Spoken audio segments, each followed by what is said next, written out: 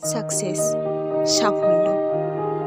আমরা জীবনে কোনো না কোনো দিক দিয়ে প্রত্যেকেই সাফল্য পেতে চাই, কিন্তু কথাটা যতটা সহজ আর যতটা ছোট, কিন্তু হিসেবটা ততটাও সহজ না। জীবনের হিসাবটা বাস্তবে সত্যিই খুব সোজা, কিন্তু আমরা ভাবতে ভাবতে জীবনের হিসেবটার আসল হিসেবটাই আমরা বুঝতে পারি না। আমরা স্বপ্ন অনেকেই দেখি, অনেকে বলতে গেলে ভুল হবে, আমরা প্রত্যেকটা মানুষই স্বপ্ন দেখি, কিন্তু সেই স্বপ্নটাকে যে বাস্তবে পরিণত করতে আমাদের যে কতটা স্ট্রাগল করতে হয় সেটা আমরা কখনো কল্পনা করি না। আর তার জন্যই ম্যাক্সিমাম পার্সেন্ট সাফল্য হতেও পারি না, সাফল্য অর্জন করতেও পারি না। আমাদের মধ্যে ধৈর্য, আমাদের মধ্যে বিবেক, বুদ্ধি সবার আছে, কিন্তু কেউ সেটা কাজে লাগায় না। কিছু সময়ের জন্য একটুতেই ক্লান্ত হয়ে পড়ি। আমরা কখনো আমাদের জীবনের শেষ মুহূর্তটা অবধি ভেবে দেখি না, চেষ্টা করি না। আমরা এগোতে এগোতে একটু বাধা পেলেই সেখানে থেমে যাই।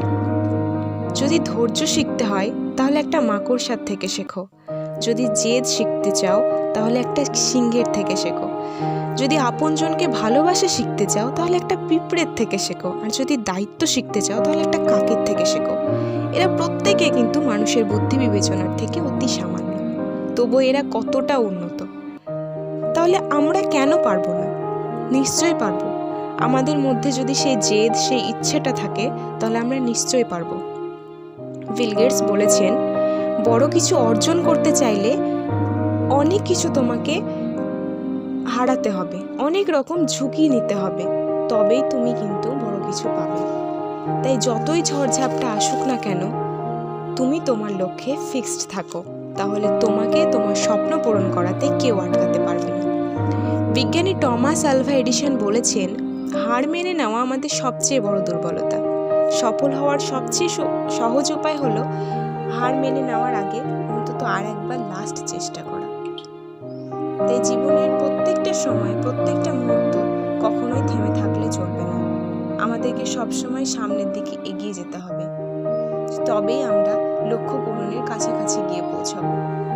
স্বপ্ন দেখো, প্ল্যান করো আর অ্যাকশনে নামো, because you are the best. জীবনটা তোমার হাত কেটে গেলে রক্ত তোমার হাত দিয়ে বেরোবে, ব্যথাটাও তুমিই পাবে। এমন তো নয় যে তোমার হাত কাটলো আর ব্যথাটা অন্য কেউ পাচ্ছে। তুমি ব্যর্থ হওয়ার পর হাজারটা অজুহাত দেবে, লক্ষ লক্ষ মানুষ সেটা শুনবে, কিন্তু কেউ তোমাকে সফল করে দেবে না। কারণ আলটিমেটলি তুমিই ব্যর্থ হবে, তুমিই কষ্ট পাবে। কারণ সফল হতে গেলে যেটা করতে হবে সেটা একমাত্র তুমিই করতে পারো, অন্য কেউ পারবে না। তোমাকে নিজেই শ্বাস নিয়ে বাঁচতে হয়। অন্য কেউ শ্বাস নিয়ে কারো সাধ্য নেই যে তোমাকে আরো 2 দিন বেশি বাঁচিয়ে রাখবে। তোমাকেই বাঁচতে হয়, তোমার জীবনে সবকিছু তোমাকেই করতে হয়। সো বন্ধুরা, তুমি কারো নেগেটিভ ভবিষ্যৎবাণীতে কখনো বেশি ডিমোটিভেট হয়ে যেও না, কারণ your story will be the best history. ইতিহাস তোমাকে রচনা করতে হবে না, বরং তোমাকে নিয়েই ইতিহাস রচিত হবে।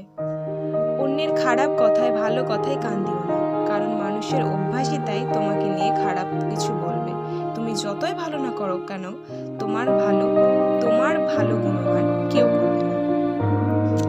জীবনটা যদি তোমার হয়, সফলতা ব্যর্থতা যদি তোমার ওপরে নির্ভরশীল হয়, তাহলে তুমি কেন অন্যের কথা শুনবে? তুমি নিজের কথা শোনো। তুমি যখন হাঁটো তোমার পায়ে শক্তি লাগে, তুমি হাঁটছো আর অন্য কেউ শক্তি দিচ্ছে এটা তো না। তুমি নিজের পায়ে শক্তি দিয়ে হেঁটে যাও। তাই স্বপ্ন পূরণ করতে গেলেও তোমার নিজের শক্তিই লাগবে। তাই অন্যের উপর ভরসা করে অন্যের কথা শুনে কোনো লাভ নেই।